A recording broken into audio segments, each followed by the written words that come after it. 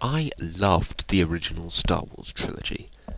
I think behind Back to the Future, it's probably my all-time favourite trilogy of films.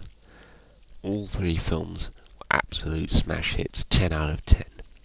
So naturally I was very excited when the prequel films came out in 1999.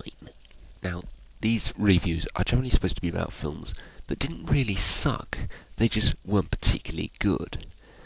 Episode 1, however, I don't feel fits that description. It just flat out sucks. Well, Jake Lloyd I felt was terrible as Anakin Skywalker. Jar Jar Binks, you really don't need to say any more about him. He's, pretty infamous. The whole pod racing thing was kind of stupid and pointless. I remember looking at Darth Maul in all the trailers and thinking he looked really cool, but in the end, what does he do? What does he contribute to the story, other than a little lightsaber fight at the end? And in the grand scheme of things, what exactly does Episode 1 tell us that we actually need to know for later films? You could quite easily just start off with Episode 2 and you wouldn't be at all lost with what was going on. So on to Episode 2. To be honest, I found it a little bit confusing about what exactly this whole clone army thing was about and what exactly was going on. I had to watch it about 2 or 3 times to actually understand the full story of everything. That's actually a trend throughout this prequel trilogy. A lot of it is very difficult to understand. It actually begins right from the opening crawl of Episode 1. And if you don't know what I mean, just pop in Episode 1 when you've got a bit of free time, and just have a read of the opening crawl. You'll see what I mean. I never quite understood why Padme was the same age in Episode 2 as she was in Episode 1, when it so obviously takes place a good 10 or 12 years later. Another very obvious flaw with this film, as is with the entire trilogy really, is there's just so much CGI in it. I don't mind CGI at all, but these films just have way too much of them. It's almost like they've put CGI effects ahead of the story almost.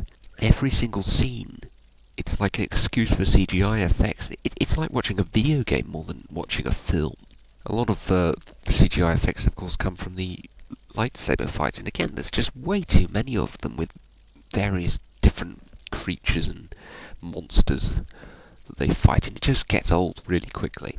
Episode 3 was by far the best of the 3, but it still wasn't particularly good.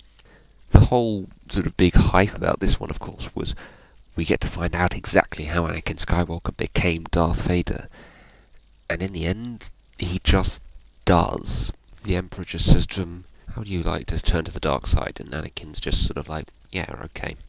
There seemed to be a little bit of sort of evil, dark side nature to his character, even in Episode 2, and I didn't quite understand what exactly was supposed to have happened in Episode 3 to make him change in any major way.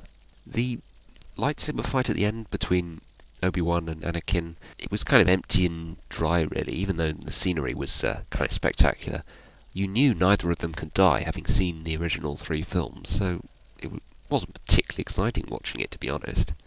The ending, seeing it all sort of lead into the original trilogy was quite good.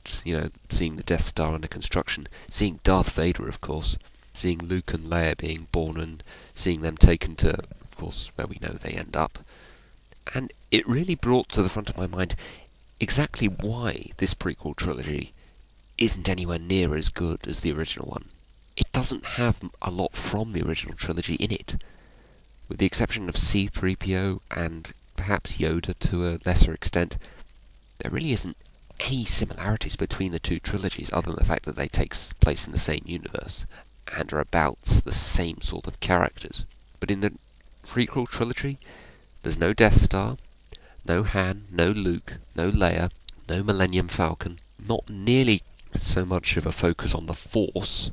There are no stormtroopers, no walkers. It's just getting us to the original trilogy. It's just explanation telling us what happened. So I kind of wonder, what would it be like watching these films in chronological order the first time you saw them? Watching the original trilogy after watching the prequel trilogy, you might find yourself rooting for Darth Vader a little bit because you know who he is.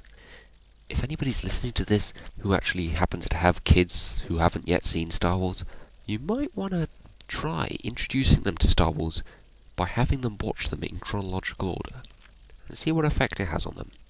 Obviously, these prequel films are not going to have nearly the same kind of hype that they once had. They aren't going to have nearly the same sort of expectations that you had going into them before, having already seen the original trilogy. The prequel trilogy is always doomed to be compared to the original one, and unfortunately it's just nowhere near as good, and for that reason they're always going to be looked as bad films. But with the exception of Episode 1, for me, they weren't particularly bad films. They were just unnecessary.